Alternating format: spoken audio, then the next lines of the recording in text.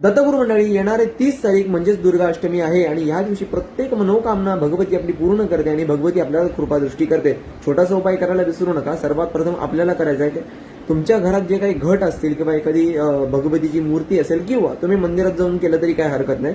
आपल्याला करायचं असं आहे की त्या दिवशी एखादी कुमारिकेला तुम्हाला जर का खीर बनवून देता आली किंवा खीर खाऊ घालता आली तर खूप छान आहे आणि कुमारिकेचं पूजन केलं तर अधिक छान आहे.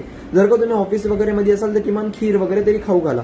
आणि सर्वात महत्वाचं, आपल्याला त्या दिवशी एखादा दिवा प्रज्वलन करायचा आहे तुपाचा. त्याच्यामध्ये लाल कलरची वात हवी. मौली सूत्राची लाल कलरची वात जरी असली तरी चालेल किंवा एखाद्या कापसाच्या वातीला रंगीत करा कुंकवाने आणि त्याच्यामध्ये तूप आणि त्याच्यावरती एक बत्ताशा त्या पंक्तीमध्ये ठेवून तो प्रज्वलन करायचा आहे.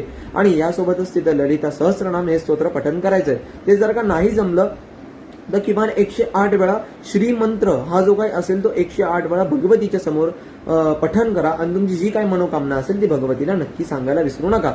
दत्तगुरु दिगंबरा.